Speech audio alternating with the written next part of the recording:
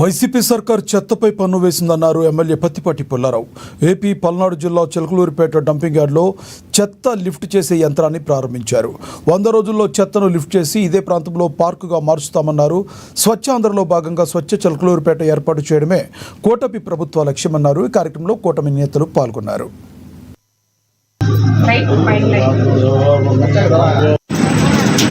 రాష్ట్ర వ్యాప్తంగా మున్సిపాలిటీ అన్నింటిలో ఉన్నటువంటి డంప్ యార్డ్స్లో ఉన్నటువంటి వేస్ట్ ఏదైతే ఉందో కోట్లాది టన్నులు, ఎందుకంటే గత ప్రభుత్వం చెత్త పన్ను వేసి చెత్తను కానీ వేస్ట్ను కానీ కోట్లాది టన్నులు వచ్చినటువంటి కూటమి ప్రభుత్వానికి అప్పజెప్పిపోయినటువంటి అసమర్థపు ముఖ్యమంత్రి జగన్మోహన్ రెడ్డి ఆ కోట్లాది టన్నులు ఏదైతే అప్పచెప్పారో మున్సిపాలిటీలో కూటమి ప్రభుత్వం చంద్రబాబు గారి నాయకత్వంలో అక్టోబర్ డెడ్ లైన్ పెట్టుకొని రాష్ట్రంలో ఉన్న అన్ని మున్సిపాలిటీల్లో అక్టోబర్ నాటికి శుభ్రపరచాలి, డంపింగ్ యార్డ్లన్నీ క్లీన్ చేయాలి.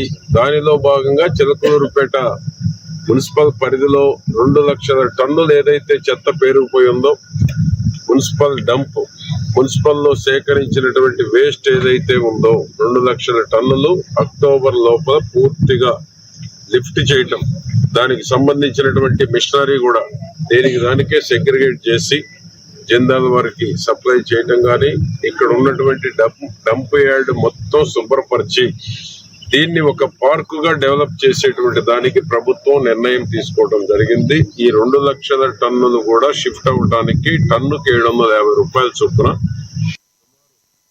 బాపట్ల జిల్లా అద్దంకి